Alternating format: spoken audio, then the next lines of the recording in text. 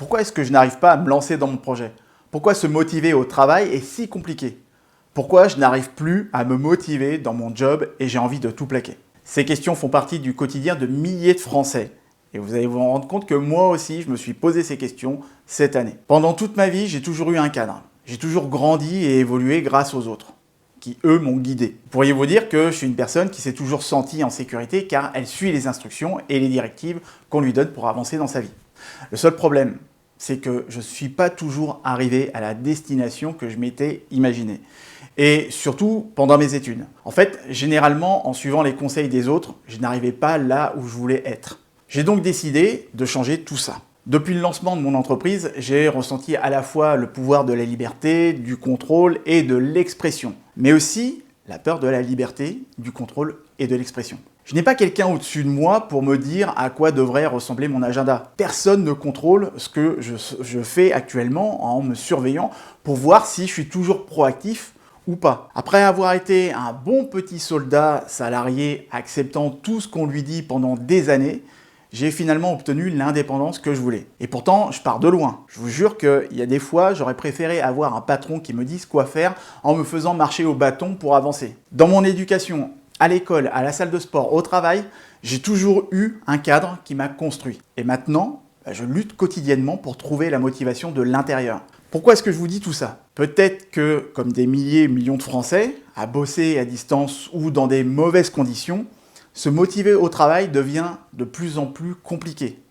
J'ai travaillé dur pour vous identifier 4 tueurs de motivation qui empêchent de se motiver au travail et je vous les partage tout de suite dans cette vidéo. Avant de commencer, soyez sûr d'être abonné à la chaîne. Vous serez notifié des prochains contenus pour avancer ensemble face à ces moments difficiles. Le premier tueur de motivation, c'est la peur de l'échec. Avis à tous les perfectionnistes qui sont l'otage de la procrastination, il y a un truc assez simple qui vous oppresse, c'est le poids écrasant des attentes que vous avez vis-à-vis de vous-même.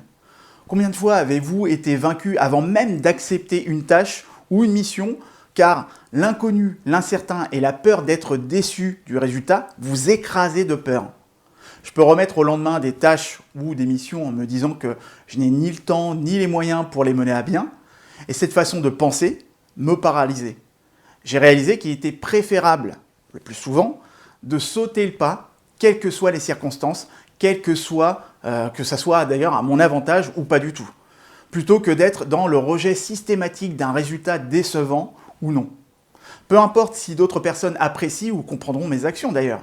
Je ne suis pas en train d'ailleurs de vous dire que vous ne devriez pas faire de votre mieux. Je dis qu'à un moment donné, il vous faut prendre conscience que vous devrez arrêter de tourner en rond et commencer à avancer. Même si échouer, ce n'est pas agréable, la plupart de mes anciens clients qui ont changé leur vie ont tous accepté de passer par des moments difficiles pour finalement atteindre leur cible. Le deuxième point, c'est l'absence d'objectifs clairs. Échouer, ça fait peur, surtout qu'en ce moment, le sentiment d'échec est présent chez pas mal d'entre nous. On n'est pas tous égaux face à cette crise et cela peut être très difficile de se motiver au travail. Cela dit, ça n'a jamais été une option pour moi de me laisser écraser par la peur de l'échec. Vous pouvez atténuer la peur écrasante de l'échec en vous concentrant sur des objectifs gratifiants, agréables et réalisables.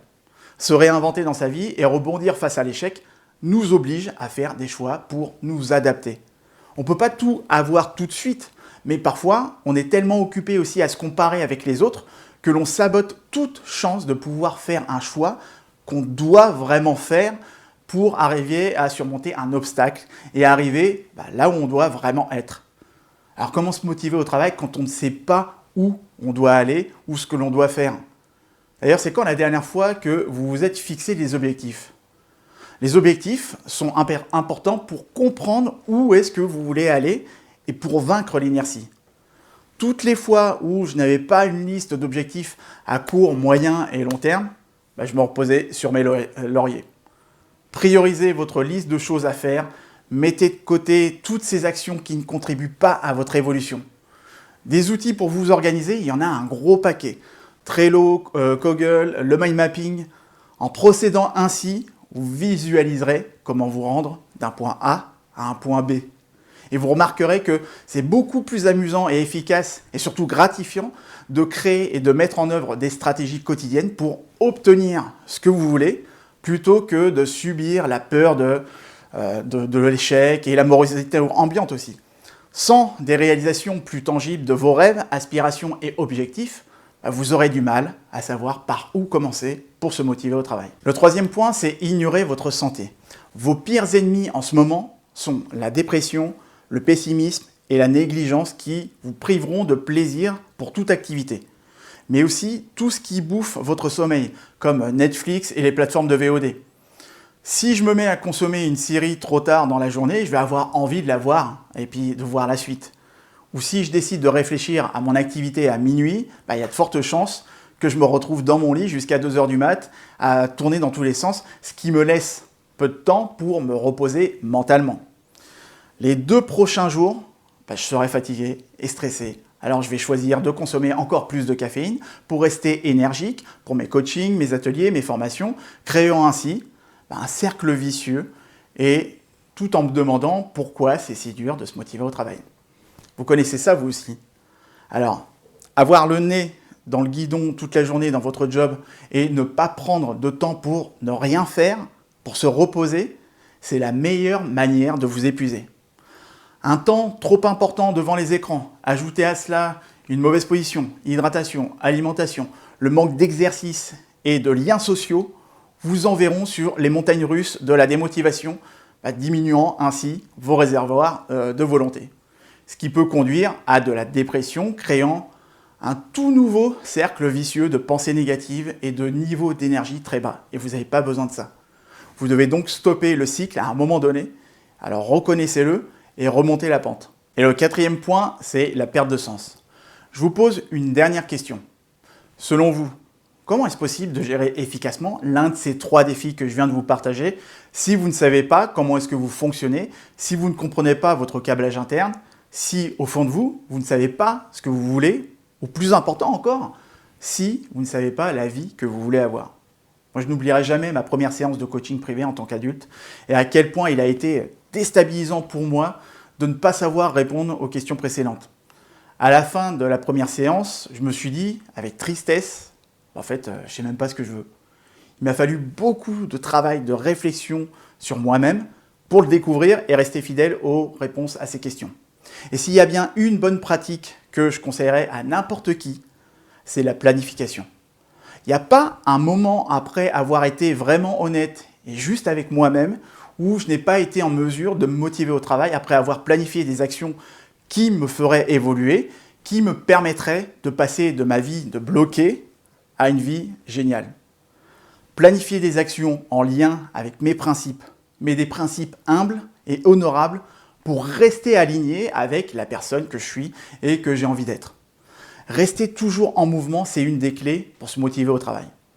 Ce qui a empêché mon monde de s'effondrer lorsque les choses n'allaient pas dans mon sens. Et c'est un sentiment tellement stimulant et satisfaisant.